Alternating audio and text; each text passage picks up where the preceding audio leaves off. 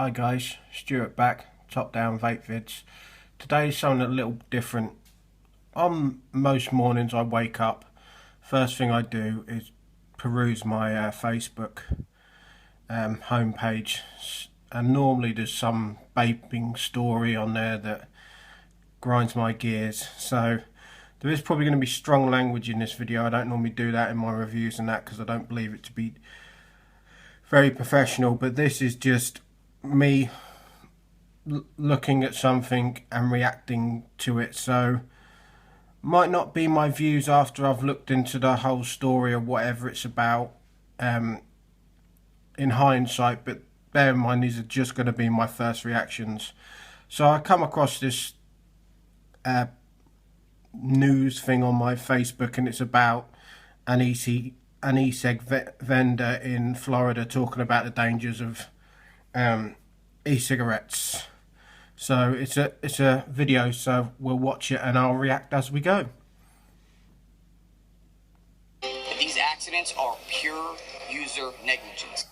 Your big story tonight, 2 Southwest Florida men are dealing with serious injuries from e-cigarette explosions. Those men, one from Cape Coral, another from Naples, are still recovering tonight after these devices. Oh yeah, and let's see if this is as this is a news bulletin on vaping, let's see if this is as one-sided as a Los Angeles police officer with a gun and a black man with nothing in his hands, eh? Let's carry on. Exploded while they were holding them. Good evening, everyone. I'm Emily Burris. And I'm Gary Brito. Tonight, Fort Myers vendors from all over the country are taking part in a vape. It's an opportunity to educate about these e-cig users. ABC 7's Chris Gilmore went downtown to find out what vendors are doing to make sure that people are safe while using them.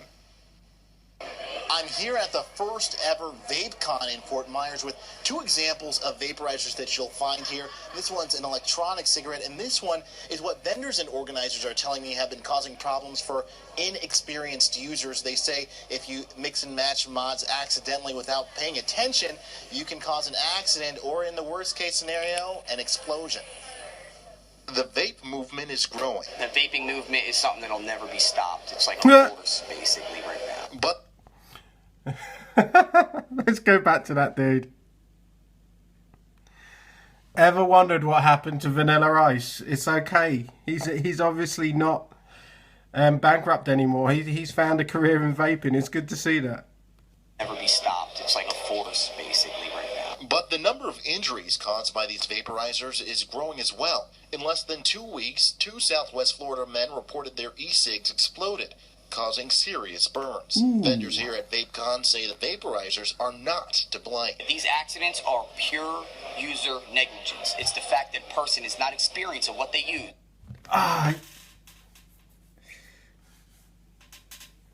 So, right, okay, so he's saying that, you know, it's user negligence, right? And this is something I disagree with in the vaping industry, right?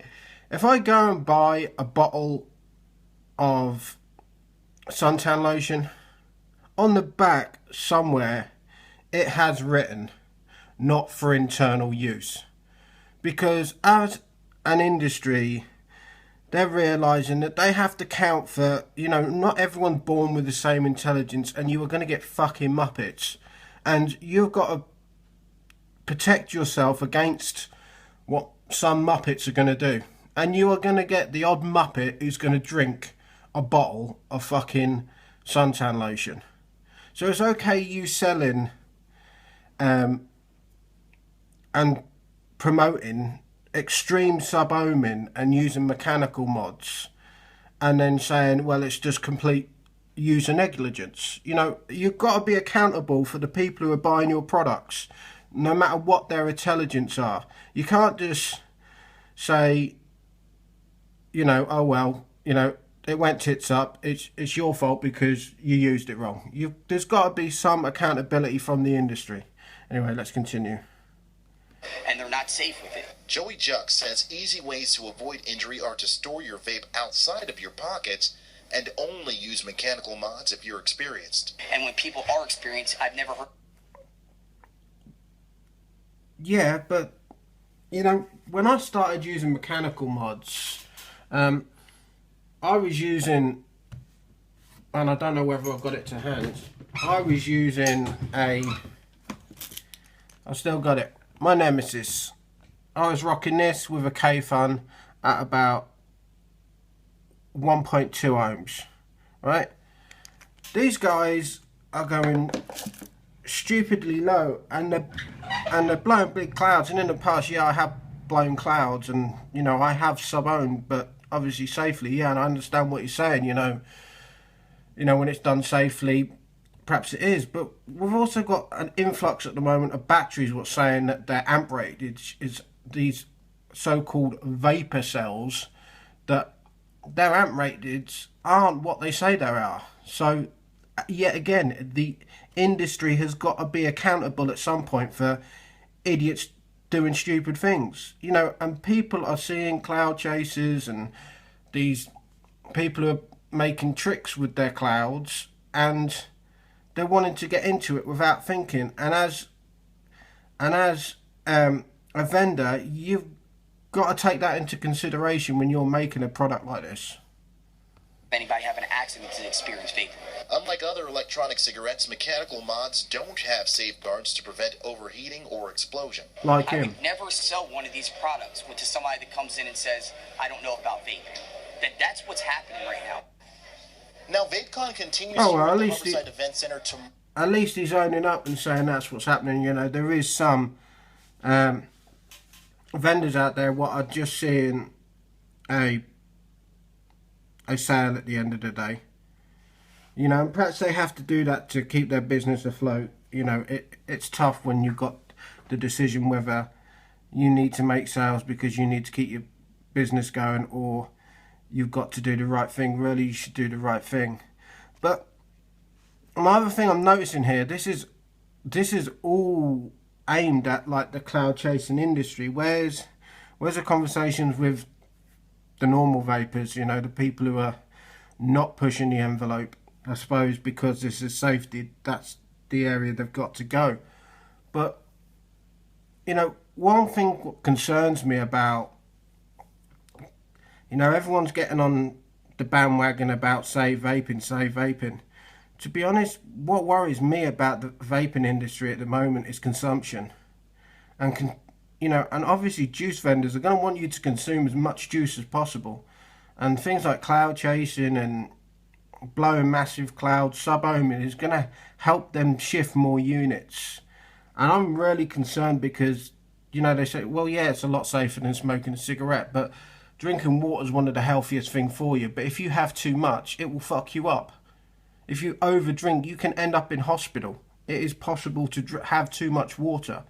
And that's a very good thing for the body. And we're not sure how good 100% or bad vaping is for our body, but more consumption really worries me.